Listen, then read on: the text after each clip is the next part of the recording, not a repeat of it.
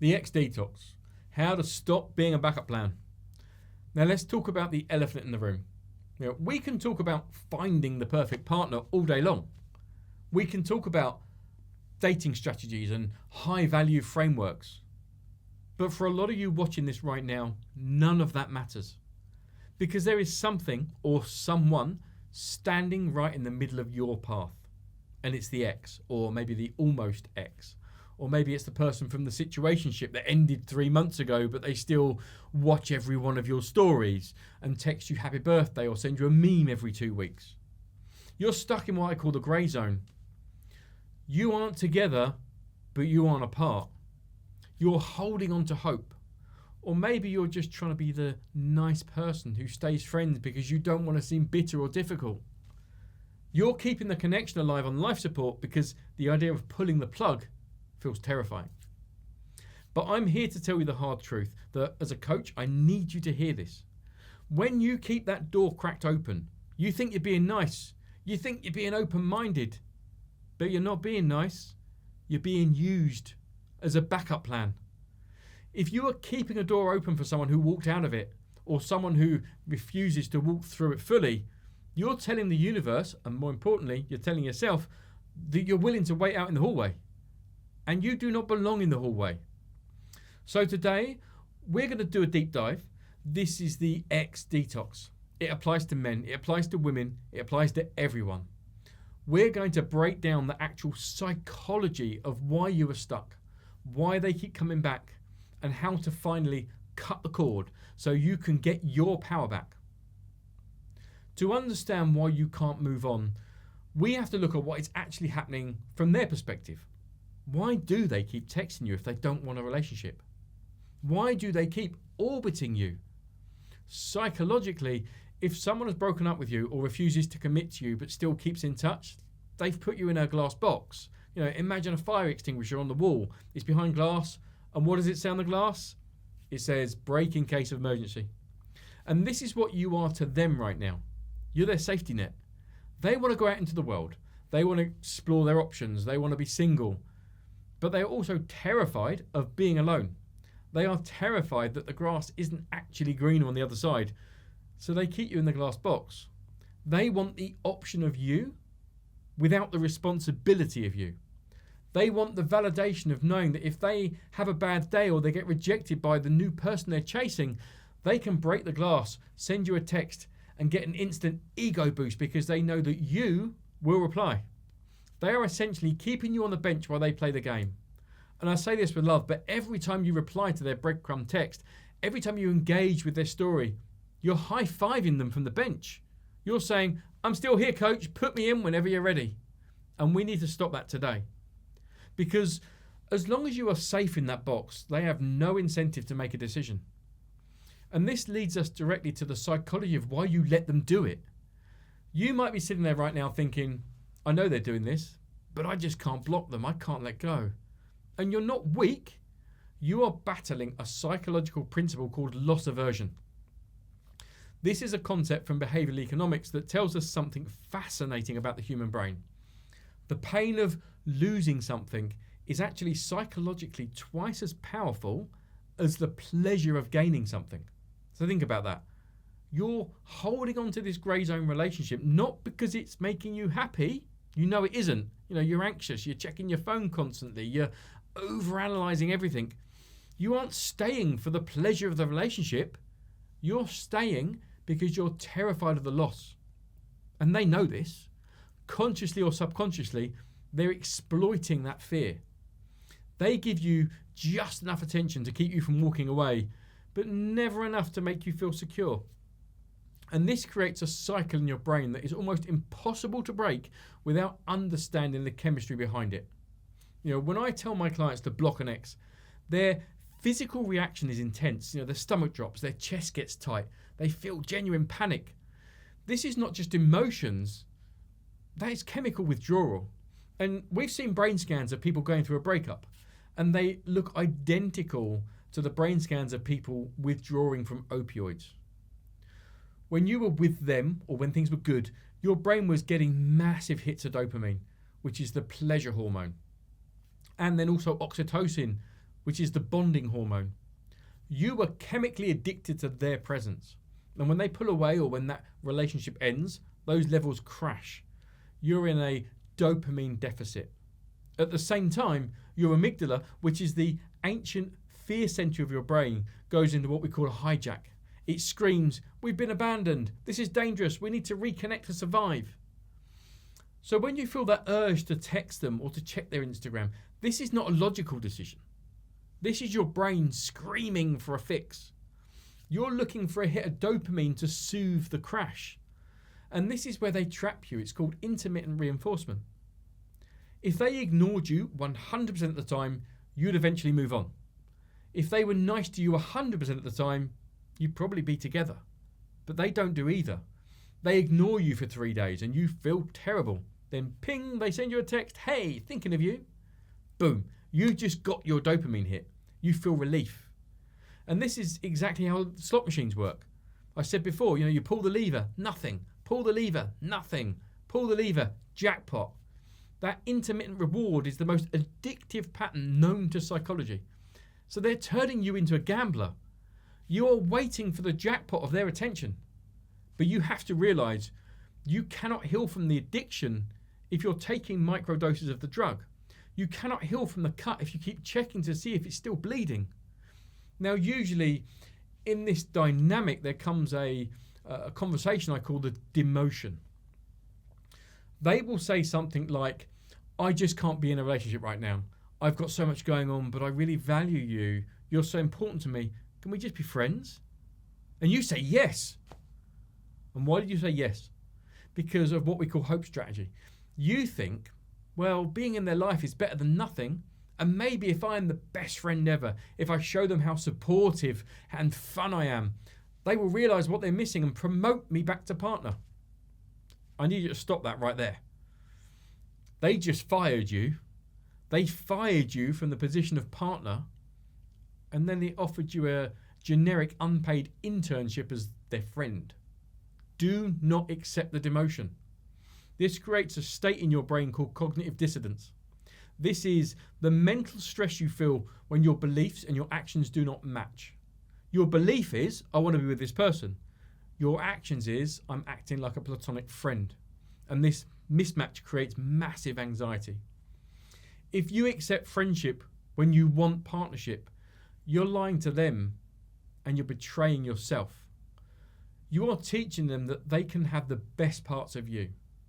They can have your emotional support. They can have your laughter. They can have your advice. They can have your company. They can have all of that without paying the price of commitment. You have to be willing to walk away from the negotiation table. You have to say to them, "I appreciate that, but I've got enough friends. I'm looking for a partner. And if that's not you, I respect that, but I can't be your friend right now." Now, if you do stay in this friend zone, this grey area, you open yourself up to be one of the most disrespectful behaviours ICXs do. I call this the overshare. They are not your partner anymore, but they keep sending you updates about their life. They send you a photo of their dinner at a new restaurant. They tell you they just got a promotion. They tell you they're going on a weekend trip. It might seem harmless. It might seem like they're just sharing their life with you because they care, but let's look closer. This is often a display of egocentrism. They are testing their power. They are checking how much can I rub my freedom in your face and have you still validate me.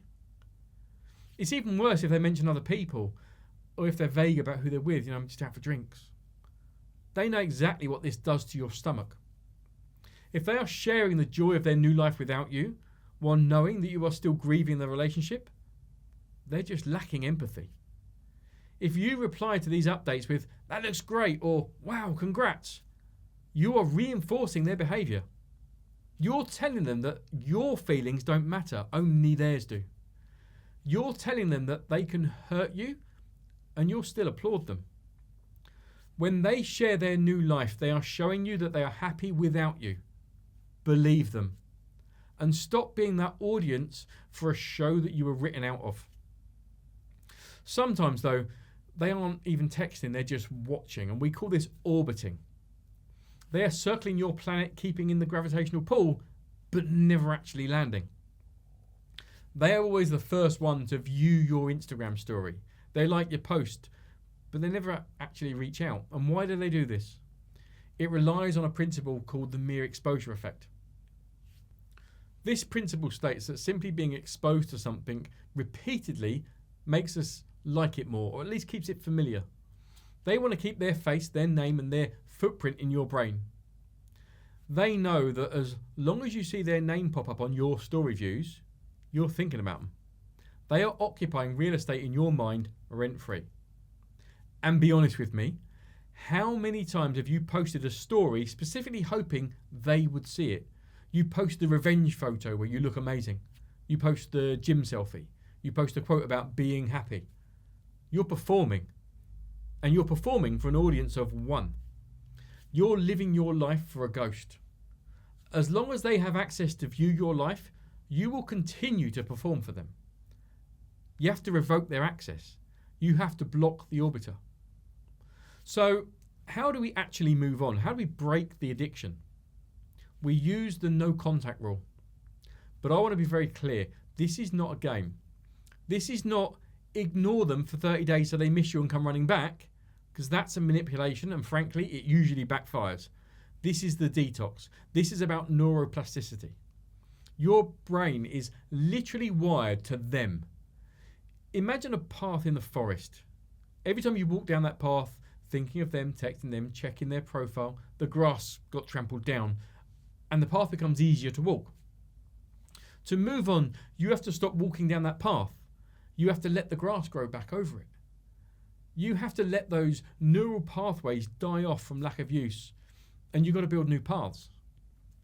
The rules are simple but strict. No texting, no calling, no social media stalking, and this is the big one, no asking mutual friends about them. You have to starve the neural pathway. If you're good for 14 days and then on day 15, you check their Instagram just to see, you didn't just slip up, you reactivated the entire pathway. You reset the detox. You need a period of at least 60 days. 60 days of absolute radio science. This lets your dopamine levels reset. It lets your cortisol levels drop. It allows your brain to physically rewire itself to a reality where they do not exist.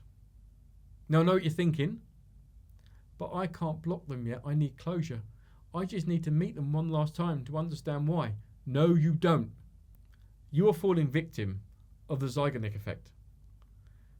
This is a psychological phenomenon where our brains remember unfinished tasks or stories much better than finished ones. And TV writers use it all the time. Think about your favourite show. How does the season finale always end? It ends on a massive cliffhanger. And why? Because the writers know that if they resolve the story, if they tie up every loose end, you might be satisfied and you might not come back to the next season. But if they leave it unresolved, your brain will itch for 6 months waiting for the answer. That tension is what brings you back. Your ex is essentially leaving you on a permanent season finale cliffhanger because they left things vague or because they gave you a nonsense excuse like, it's not you, it's me. Your brain treats them like an open loop. It keeps spinning, trying to solve the puzzle to get to the next episode. You think if they give you the perfect explanation, the puzzle will be solved and the pain will go away. It won't. If they meet you for a coffee and say, I met someone else, you're going to be crushed. If they say, I just don't love you anymore, you're going to be devastated. And if they say, I don't know what I want, you're going to be angry. There is nothing they can say that will satisfy the effect. You have to understand that the breakup is the closure. The disrespect was the closure. The fact they are willing to wake up every morning and risk losing you is the closure. You have to manually close the loop yourself. And you do that by accepting reality, not by getting an explanation from a person who probably doesn't even understand their own emotions. Once you initiate no contact, something amazing happens. You get your brain bandwidth back. Right now, I guess that maybe 70-80% of your mental energy is spent on them. What are they doing? Who are they with? Do they miss me? What did that post mean? When you cut the cord, that 70-80% comes flooding back. you suddenly have all this energy. You have to pivot that energy, and we call this sublimation. Sublimation is a defense mechanism where you transform negative, chaotic emotions like heartbreak or anger into positive, structured actions. If you sit on the sofa with that energy, it turns into anxiety. So you have to use it. Go to the gym, go for a walk. It's the best antidepressant in the world because it metabolizes the stress hormones that are flooding your system. Reconnect with the friends you neglected while you were obsessing over that relationship. Start a new hobby that has nothing to do with them. You are rewriting the narrative. You are shifting your identity from the person who was left behind to the main character. And here's my final warning to you, and please listen closely, because this happens almost every single time.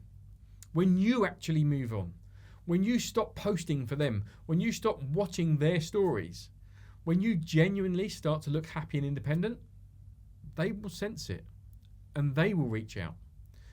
We call this the zombie because they've come back from the dead. It'll be a low effect text. It won't be a grand apology. It'll be, hey stranger, or thinking of you, or the classic, I miss you. Why do they do this? Because of the scarcity principle. When you were available to them, when you were in that glass box waiting, you were abundant.